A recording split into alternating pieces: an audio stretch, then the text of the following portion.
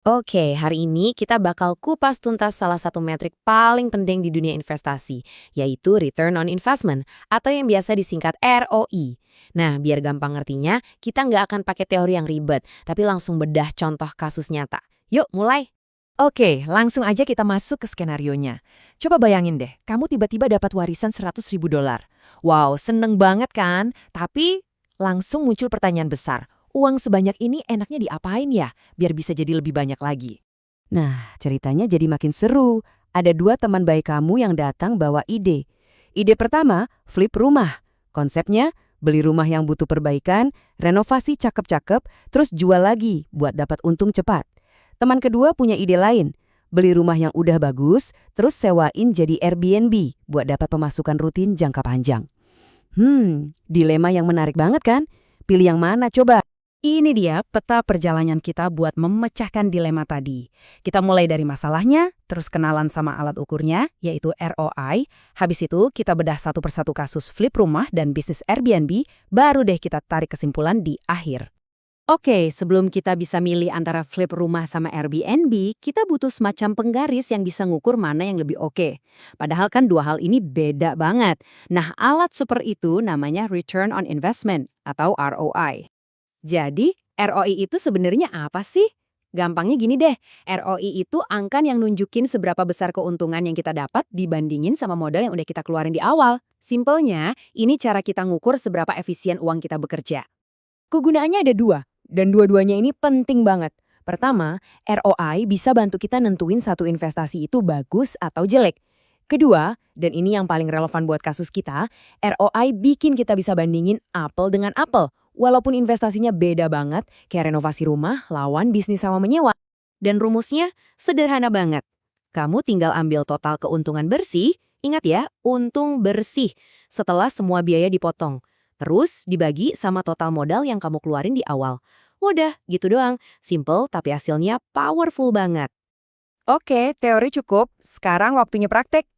Kita coba pakai rumus tadi buat ngitung skenario pertama yang disaranin temen kamu, flip rumah. Yuk, kita mainin angkanya. Pertama, kita rinciin dulu semua modal awalnya. Misal kita nemu rumah seharga 250 ribu dolar. Uang muka atau DP-nya 20% berarti 50 ribu dolar. Terus ada biaya administrasi, notaris, dan semacamnya sekitar 12.500 dolar. Selama proses renovasi 6 bulan, kita juga harus bayar bunga pinjaman dan pajak sekitar 4.200 dolar. Dan tentu biaya renovasinya sendiri kita anggarkan 30 ribu. Kalau di total, modal kita keluar hampir 97 ribu dolar. Wah, mepet banget ya sama warisan kita. Singkat cerita, setelah kerja keras renovasi, rumahnya berhasil laku terjual seharga 325.000 dolar. Ini harga bersih setelah dipotong komisi agen properti. Nah, setelah kita lunasin pinjaman dan semua biaya awal tadi, keuntungan bersih yang masuk ke kantong kita adalah 12.000 dolar. Angka inilah keuntungan bersih kita. Sekarang saatnya masukin angka-angka tadi ke rumus ROI kita yang simpel itu. Jadi keuntungan 12.000 dolar kita bagi dengan modal awal kita yaitu 100.000 dolar. Dan hasilnya adalah 12%. Oke, ini angka ROI untuk opsi flip rumah. Ingat-ingat ya angka ini, 12%. Kita simpen dulu ya. Oke, satu kasus beres. Sekarang kita pindah ke ide teman kamu yang kedua, bisnis Airbnb. Di skenario ini kita beli rumah yang lebih mahal, tapi kondisinya udah siap pakai. Tinggal diisi perabotan aja. Biaya di sini strukturnya agak beda. Rumahnya lebih mahal, anggaplah 300.000 dolar. Jadi DP-nya juga lebih besar, 60.000 dolar. Biaya administrasinya 15.000. Nah, ini yang jadi pembeda besar, kita butuh dana lumayan buat beli furniture, dekorasi, perintilan dapur biar Airbnb kita kelihatan kece, sekitar 20.000 dolar. Plus, kita perlu siapin dana buat bayar cicilan selama 2 bulan pertama sebelum ada tamu yang nginap. Total-total modalnya mirip, hampir 100.000 dolar juga. Oke, setelah bisnisnya jalan setahun, kita hitung-hitung hasilnya. Misalkan rata-rata pendapatan sewa kita 2.500 dolar sebulan selama 10 bulan aktif. Tentu harus dipotong biaya operasional, jasa bersih-bersih, pajak, dan lain-lain. Akhirnya, keuntungan bersih kita di tahun pertama adalah 14.500 dolar. Kita pakai lagi rumus andalan kita, sama persis ayat tadi. Keuntungan bersih sebesar 14.500 dolar dibagi dengan modal awal 100.000 dolar, Hasilnya adalah 14,5%. Nah, ini dia ROI untuk bisnis Airbnb di tahun pertama. Kalau kita bandingkan, angka ini lebih tinggi daripada opsi flip rumah tadi. Oke, sekarang kita udah punya dua angka di tangan. 12% untuk flip rumah dan 14,5% untuk Airbnb. Kelihatannya udah jelas ya siapa pemenangnya kalau cuma lihat dari angka. Kalau kita jajarin begini, kelihatan banget kan bisnis Airbnb ngasih return on investment yang lebih tinggi di tahun pertama.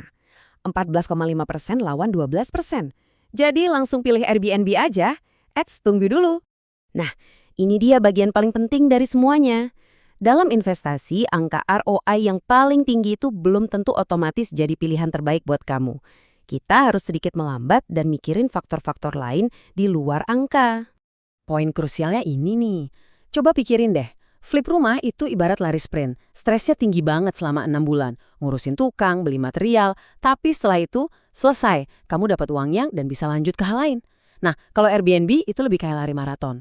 Bisnisnya jalan terus, yang artinya tanggung jawabnya juga nggak ada habisnya. Bisa aja kan ada tamu komplain tengah malam atau ngurusin jadwal booking yang bentrok. Mana yang lebih cocok sama kepribadian dan gaya hidup kamu? Jadi, sekarang kamu udah punya ilmunya.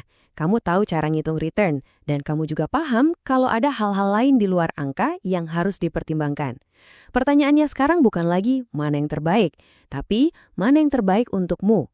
Apa kamu tipe orang yang suka proyek dengan awal dan akhir yang jelas, atau kamu lebih suka membangun aset jangka panjang meskipun butuh perhatian terus-menerus?